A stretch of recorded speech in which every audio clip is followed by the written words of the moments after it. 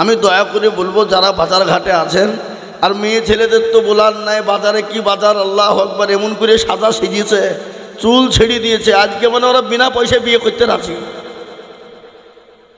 বাপ মাও ছেড়ে দিয়েছে, যদি ফ্রিতে বিয়ে হয়ে যায় পয়সা লাগবে না, নাকি বুঝেন আপনারা বলুন?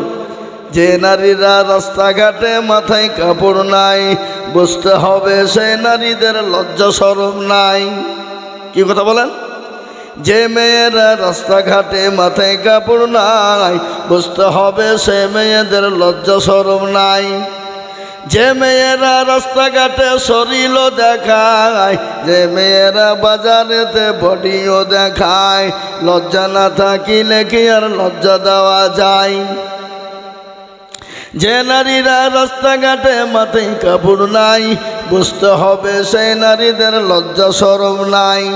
যে মেয়েরা ঠোঁটে মুখে লিপস্টিক লাগায়, লিপস্টিক লাগায় না, লাগায় না? হ্যাঁ, যে মেয়েরা ঠোঁটে মুখে লিপস্টিক লাগায়, যে মেয়েরা আপনার ঠোঁটে মুখে রং লাগায়, বুঝতে হবে সেই নারীদের লজ্জা শরম নাই। যে নারীরা রাস্তাঘাটে মাথায় কাপড় নাই, বুঝতে হবে সেই মেয়েদের লজ্জা শরম নাই। বাজারে মেয়েরা বন্ধ করে দেখ, ছেলেরা সব পালিয়ে দেবে। কি বলছেন আপনারা বলুন? কথা কন না কেন, কথা বলেন না কেন? সব পালিয়ে দেবে। মেয়েদেরকে বন্ধ করতে হবে আগে। এ বাবা, এ দরদি, লোহা যেখানে থাকবে চুম্বুক সেখানে থাকবে, চুম্বুক যেখানে থাকবে লোহা অটোমেটিক এক জায়গায় হবে, হবে না? হবে না? কথা কন না কেন? আপনি যতই টানেন না কেন ও ছুটতে চাবে না। চুম্বুক, মেয়েরা হলো চুম্বুক, কি বুঝলেন না? আর ছেলেরা হলো লোহা। আর লোহা চুম্বুক যেখানে থাকবে গন্ডগোল বাঁধবেই। কি বলছেন বলেন? হ্যাঁ, বন্ধুকে ডাকে যাবে, শালা কোথা গেলিবে, মালটা চলে গেল, তাড়াতাড়ি আইবে, আরাম করো, মাল দেখবে। যার সাথে সে মাল দেখতে এসেছে, আরাম কর। তোর বাড়িতে মা নাই, তোর বিটি নাই, তোর বোন নাই, পরের মেয়ে যদি মাল হয় তাহলে তোর মা তোর বিটি তা সেও তো মাল হবে, নাকি বুঝেন আপনারা বলুন? দেখা দেখে চাস, তুই অন্য মেয়েকে মাল বলবি, তোর মাকে তো কেউ না কেউ মাল বলবে, তোর বিটিকে বলবে। জি, বলবে না? বলবে না? কথা বলেন না কেন? অবশ্যই বলবে। তাই আমি একটা একটা করে বলবো, আস্তে আস্তে বলবো। বাবা, আপনারা ধীরে স্থিরভাবে মনোযোগ সহকারে একটু জমে বসুন। যারা এখনও দাঁড়িয়ে আছেন, দয়া করে মেহেরবানি করে একটু বসলে ভালো হয়, খুব ভালো হয়। আপনারা যদি না বসেন তো আমি জোর করে বসাতে পারবো না বাবা। কেননা এটা নবীর মজলিস, দিনী মজলিস, দিনী মজমা, কোরআনী মজলিস, কোরআনী মজমা। এই মজলিসের বহু দাম। তাই দয়া করে মেহেরবানি করে একটু বসে যান, বসে যান। কেউ উঠবে না। যে যে মুরব্বি, মুরব্বি উঠে পালাইল। হ্যাঁ হ্যাঁ, আলহামদুলিল্লাহ। আউযু বিল্লাহি মিনাশ শাইতানির রাজীম।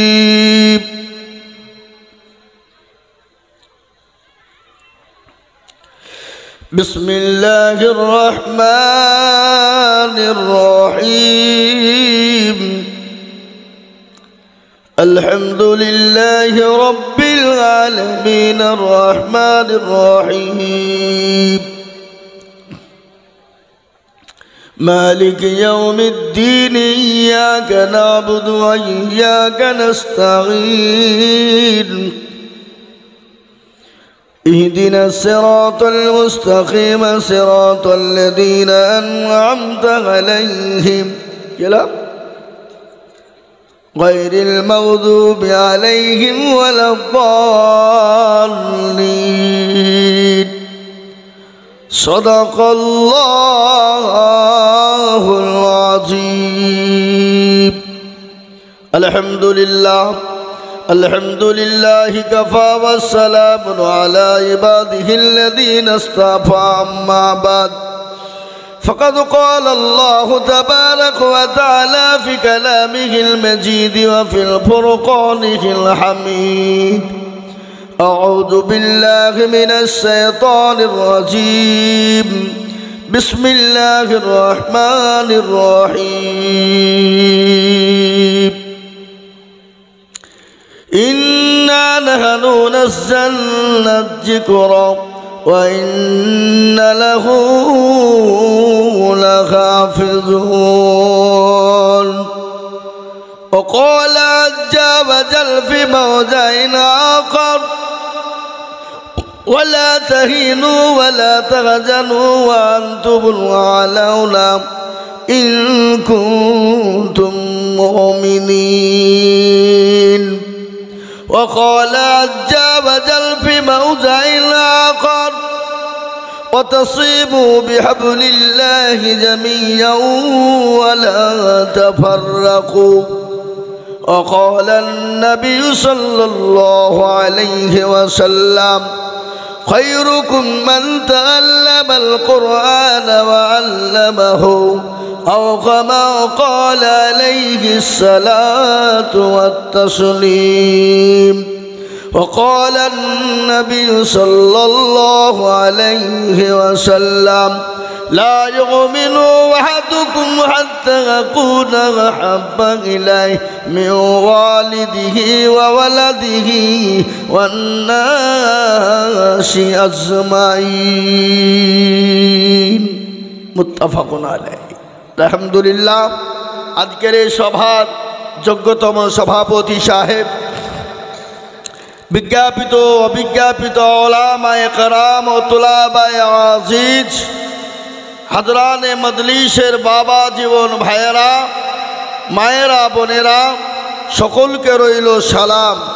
আল্লাহ রাব্বুল ইজ্জাতের লাখো লাখো লাখো শুকরিয়া যে মহান আল্লাহ আপনাকে আমাকে বড় ভালোবেসে রহম ও করম করে দিনী মজলিসে বসার তৌফিক এনায়েত করেছেন। সেই মহান আল্লাহর শানে একটু হামদ পেশ করে বলি আলহামদুলিল্লাহ। একটু জোরে বলা যাবে না বাবা? বললে গুনাহ হবে না নাকি হবে? কেউ যদি একবার আলহামদুলিল্লাহ বলতে পারে তো তার আমলনামায় 1000 নেকি লেখা হবে আর 1000 গুনাহকে মাফ করা হবে। বলুন আলহামদুলিল্লাহ বলুন। না আপনাদের কারো গুনাহ নাই নাকি? গুনাহ কান না একবার হাত তুলে বলেন দেখি, আল্লাহকে দেখান। কোনো বেটা তুলে বলতে পারবেন যে আমার গুনাহ নাই। প্রত্যেকটা মানুষের গুনাহ আছে, আছে না নাই? আর কেউ যদি তুলে তো জানতে হবে পাকা মুতার বুড়ুমু। বুড়ুমু বুঝেন? বুড়িয়ে বুড়িয়ে মু কথা বলে তাকে বুড়ুমু বলা হয়। এ বাবা পাকামো মানে বেশি পাকিয়ে যায় তাকে পাকামো বলা হয়। আমাদের দেশে বাবা বলে আচড় পাকা, বলে না? আচড় মানে কি? কাঁঠাল, ছোট কাঁঠালের ভিতর খালি ভূতি ভরা থাকে, ও কিছু নাই, ওকে আচড় বলা হয়। তা আমাদের ভিতরে কিছু আচড় পাকা আছে, আছে না নাই জোরে বলুন? আরও আছে ভাষা, কিন্তু ভাষা তো বলা যাবে না, কি বুঝলেন? ওটি একলা একলা বলা যাবে কিন্তু মধুরিয়ে বলা যাবে না। তো এই আচড় পাকা বলে আর কি। তো বাবজি 1000 গুনাহ আল্লাহ মাফ করবে আর 1000 নেকি তার আমলনামাতে জড়িয়ে দেবে। আলহামদুলিল্লাহ বলা যাবে না? তারপরে পরে বিশ্বনবী দয়ার নবী রাহমাতাল লিল আলামিন জনাবে মুহাম্মদুর রাসূলুল্লাহ সাল্লাল্লাহু আলাইহি ওয়াসাল্লাম, তিনার উপরে দুরূদ ও শান্তির ধারা বর্ষিত হোক, আল্লাহুম্মা আমিন। আমি একটা কথা আপনাদেরকে বলবো, আমাদের সবথেকে বড় দুশমন কে? কে বলতে পারবেন বলেন? শয়তান। এই শয়তান কিন্তু আল্লাহর 950 বছর ইবাদত করেছিল। কত বছর? 950। আপনারা মনে মনে কিছু কোন মৌলবি রে শুধু আমাদের কি জিজ্ঞাসা করছে ঘুরিয়ে ফিরিয়ে? এ বাবা না, আমি বলবো আর আপনাদের একটু উত্তর দিবেন। যদি ভুল ত্রুটি হয়েছে সংশোধন হবে না? হবে না? কিন্তু আমাদের দেশের লোক ভয়ে বলে না, যদি বাইচান ভুল হয়ে যায়, গোলমাল হয়ে যায়। কিন্তু বাংলাদেশে কিন্তু এদিকটা খুব ভালো বাবা। আমি তো বাংলাদেশে মাঝে মাঝে যাই। এবছর 500-র ওপর জালসা এসছে খালি বাংলাদেশ থেকে, 500। আমি যে না যাব না, আমার দেশে জালসা শেষ করতে পারছি না। যাতায়াত জালসা একবারে মে মাস পর্যন্ত প্রতিদিন। আবার এই দেখেন আজকে 3টে ফোন এসেছিল যে হুজুর রোজার মাসে জালসা দিতে হবে, করে দিতে হবে। বলে অসম্ভব, সারা বছর জালসা করিয়ে পড়বো, রোজার মাসে রোজা করবো, আমি আরাম করবো, তোমার জালসা যাবো না। যাও টাকা দিব হুজুর, তো যত টাকাতে যাবো না, যা রোজার পরে। কি বুঝলেন? তো মোহতারাম বুজুর্গ দোস্ত, আমি আপনাদেরকে বলে দিই, শয়তান কত বছর ইবাদত করেছিল আল্লাহ?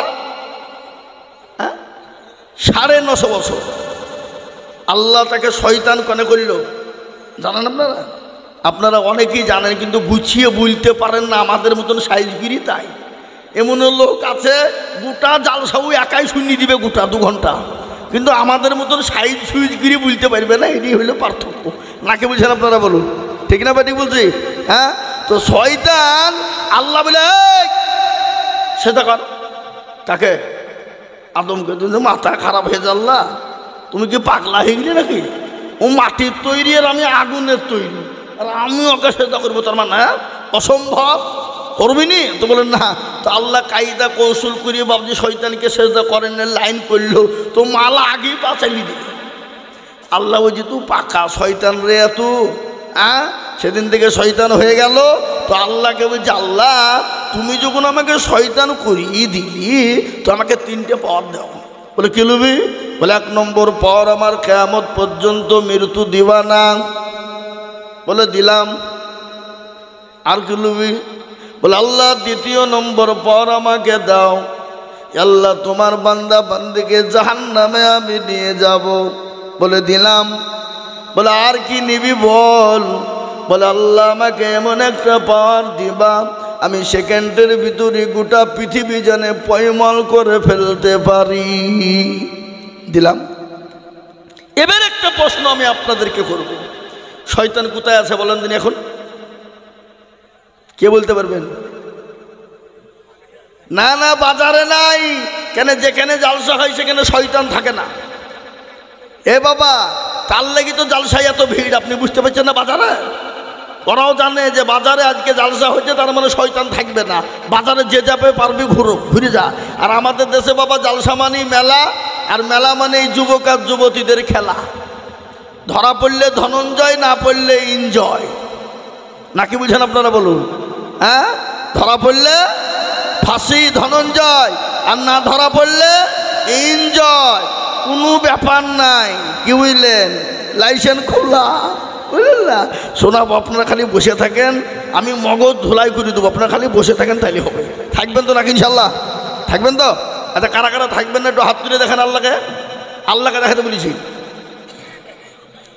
কি আপনারা থাকবেন না?